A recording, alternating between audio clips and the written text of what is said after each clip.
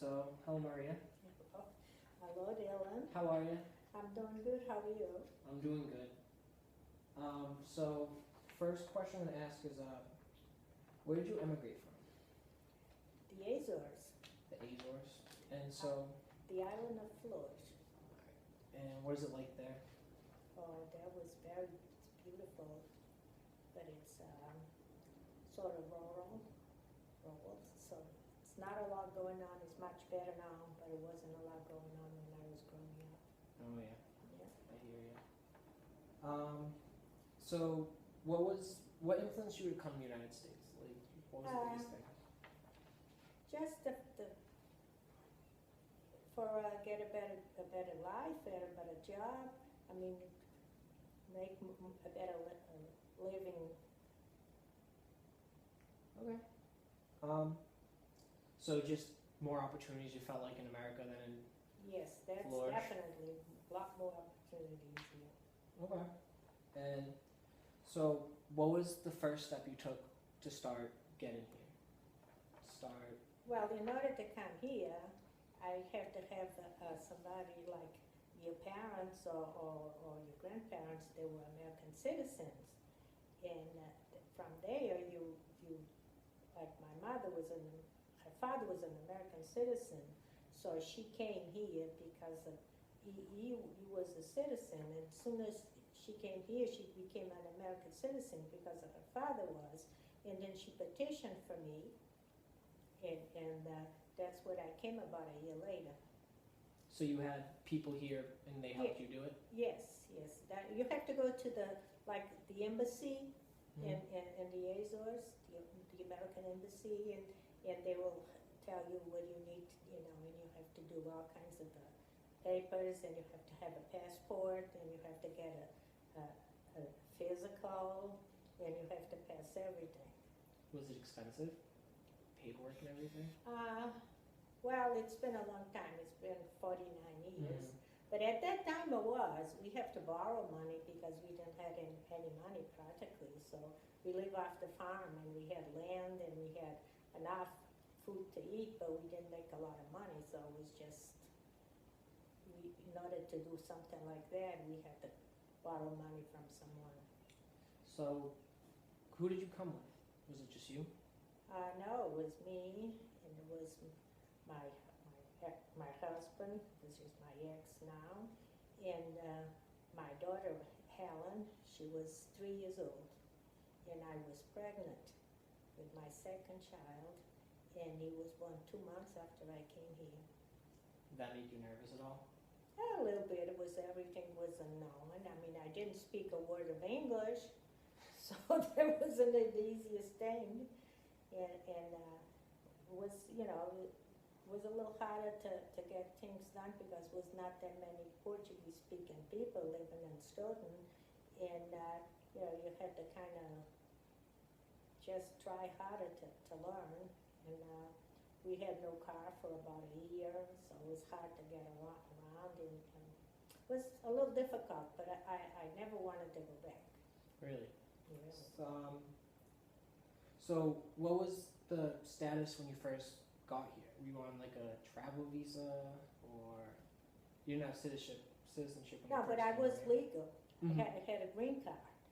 Okay. That's, you could have that green card forever. You don't have to become a citizen, but I did. So now I'm an American citizen and been for many, many years. But that green card, all you have to do is fill a little slip of paper every year at the post office. And you could even travel with that. You could go back. As long as you come back with the day before the 1 year, you're always legal. But you had to, that's one of the stipulations about having a green card. So you wanted to be a citizen though soon? Yeah, of course. I mean, you live in this country, you've got to be a citizen. You want to get all the benefits. You want to vote, and you want to be just, that makes it life a little bit easier than it does. Although it took me a few years, not because I couldn't, it's just like a lot of other things were going on, and it just took me a few years, but I did it. So So you took the test and everything? Yes, you have to go into Boston and they ask you about the Constitution and about, the branches of government and about, different questions all about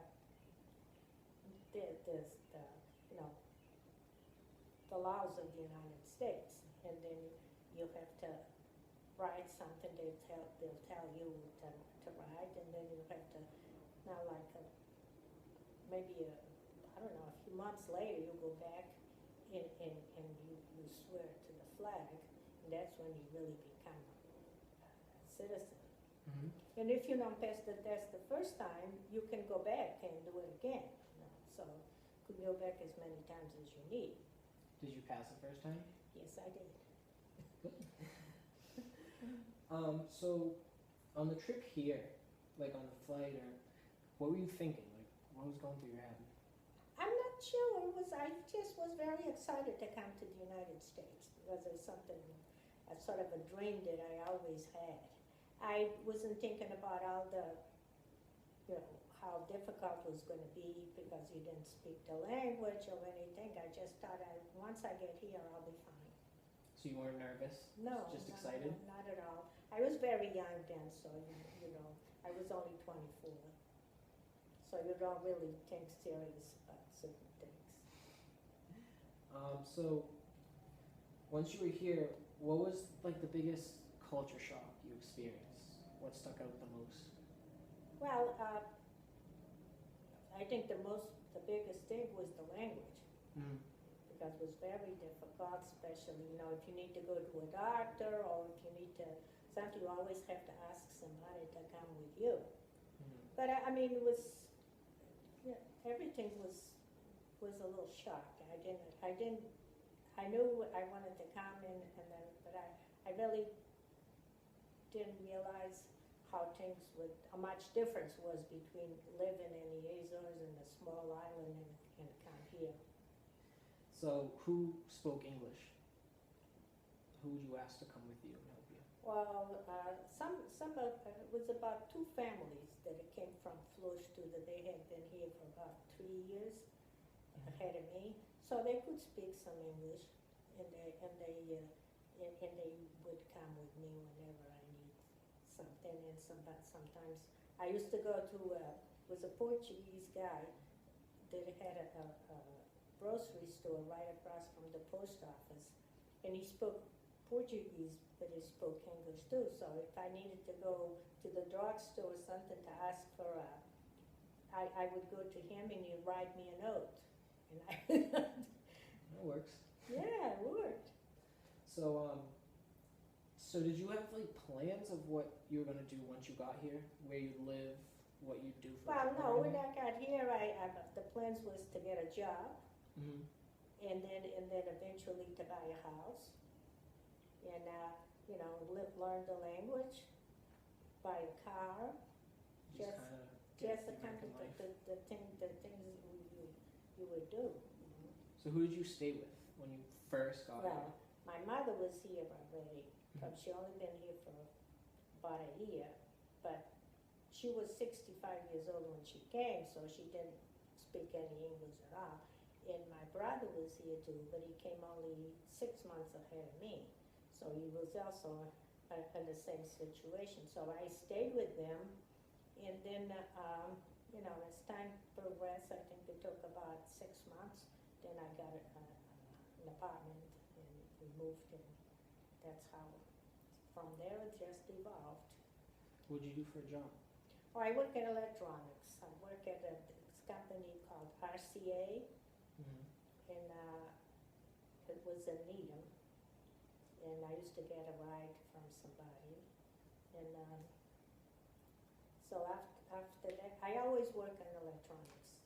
It's always been my job. So you just saved up so you had an apartment?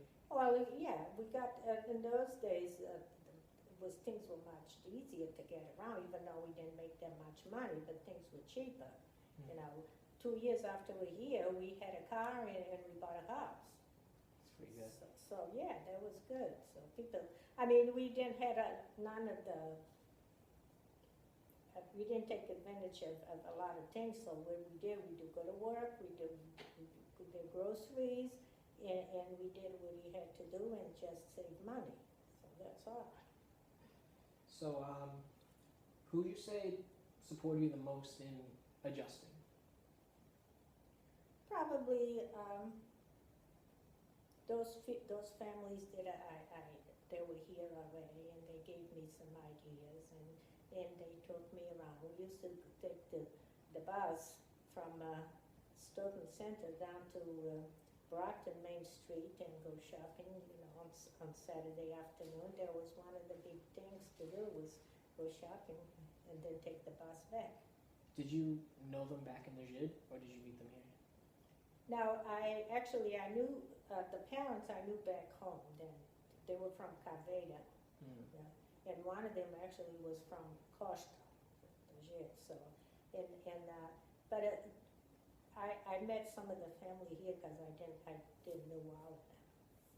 So they just helped you kind of. Yeah, I mean, they had, like I said, they've been here for a while, they know what it was like, and yeah, that's how people did in those days, So, how long did it take before you really felt like comfortable here?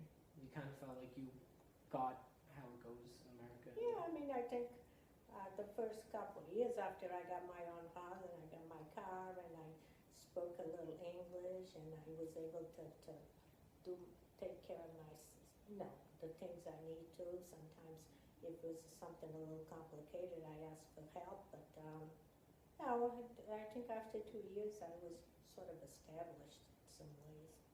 So your daughter and your son, did you speak Portuguese at home? That was their first language? Oh yes, they speak that. Well, when Helen went to school, she already knew some English, but she went to St. Mary's School. It's no longer there, but that's what she went to. And then when Eddie got older, he started learning with her, and by the time he was in kindergarten, he knew English. But my mother was babysitting when she didn't speak any English. They learned by playing outside with other kids and watch TV, pretty much. So it was Portuguese at home though? So like you guys all spoke Portuguese oh to yeah, each other? everybody spoke Portuguese, and then when the kids started learning some English, I started speaking a little English with them because I wanted to learn. But their father never spoke any English; he really didn't want to. So, why did you choose to come to Stoughton? Well, Stoughton was because my mother was here, and all of these other families that I knew. So and at the time was a lot of jobs in Stoughton, a lot of factories. Was the shoe factories, was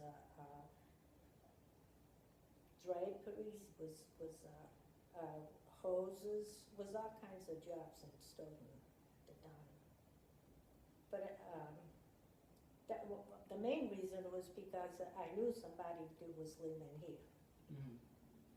So there was a few families from Florida and Stoughton. So you Mm-hmm. guys kind of find yourselves like come together, Oh help yeah. each other out. Oh yeah, that's pretty much what they did, and they, these some of those kids were still, much younger and single, and then was once in a while was a dance at the club, the Portuguese National Club, and they'd go to. I didn't go because by then I had kids and I couldn't do it, but they would go. That was more like what they had for entertainment, and go shopping on Saturdays.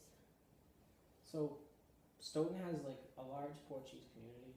Was it that big when you first came? Oh no, when I first came was probably, I don't know, 100, a couple hundred, maybe not even that, I'm not sure.